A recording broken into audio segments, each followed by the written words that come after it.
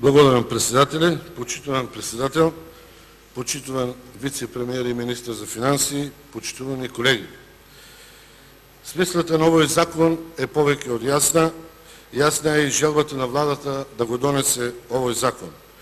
Во моето обраќање не би сакал само материјално да расправам по овој предлог на закон. Самиот закон е многу прецизен и јасен, и условите и критериумите во него.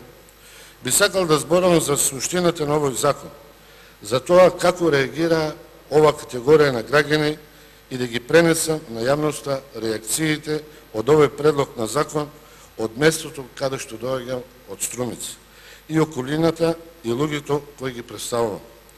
Ова мерка беше најавена во изборната кампања и во таа атмосфера луѓето се често сумничеви и си велат ова е уште едно изборно ветување, ова се приказки за гласови и слично. Се сеќавам кога одевме помеѓу граѓаните и објаснувавме за мерките на програмата на ВМРО-ДПМН. Луѓето реагира добро и со доверба, но искрено кога ќе спомневме мерката за отпис на долгови, луѓето реагираа малце со неверување.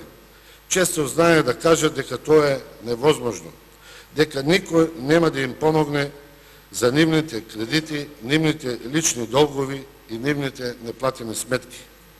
Многу често знае да речат: верувам дека ќе ми ја направите улицата, дека ќе имам водовод, дека ќе имам поевтини лекови, но дека ќе ми помогнете во мојот личен долг, јас искрено не верувам.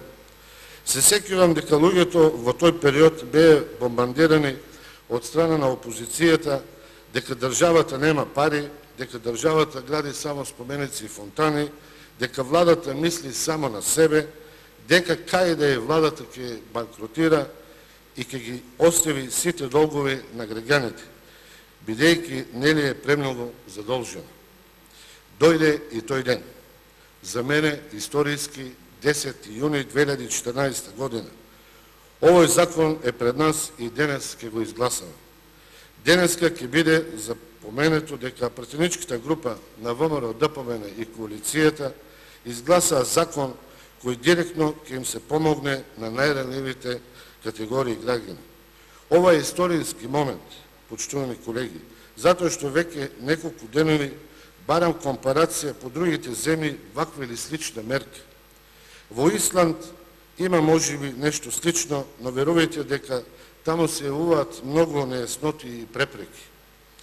Ова мерка ќе биде еднократна и ќе биде насочена да ги ублажи проблемите на нашите граѓани, кои по било кој основ се задолжили или не можеле да ги платат своите обврски.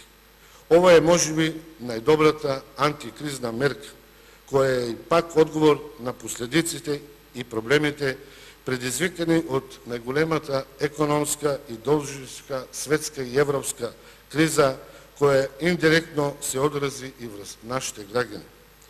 Денеска, кога ќе се изгласа овој предлог на закон, ние, драги колеги, ќе промениме многу животни судбини, ќе им помогнеме на многу семејства и фамилии.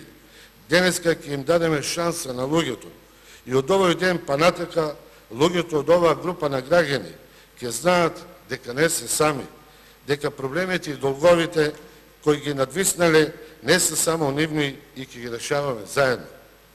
Владата на Република Македонија, начело со нашиот премиер Никола Груевски и вице-премиерот Зоран Ставриски, ќе направи се што е во нејзина моќ, што помалку луѓе да страдат од ова најголема криза во последните 80 години.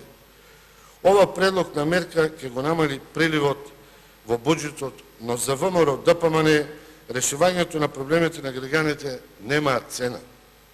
Дали ВМРО-ДПМН е свесна за последиците на најголемата светска и европска должничка криза, може да го потврди само овој предлог на закон. Да, ние сме свесни и пеколно се бореме да ги неутрализираме ударите од кризата и во тоа ќе победиме. Овој предлог на закон немаше денес да биде пред нас ако Македонија немаше еден од најмалите долгови во Европа и немаше да биде пред нас ако денес Република Македонија го немаше еден од најголемиот економски раст во Европа И на крај, ВМРО ДПМН се стави во целосна заштита на најранливите категории на граѓани со овој предлог на закон. Многу граѓани од Струмица, од каде доаѓам, ќе го видат бенефитот од овој закон. Ви благодарам.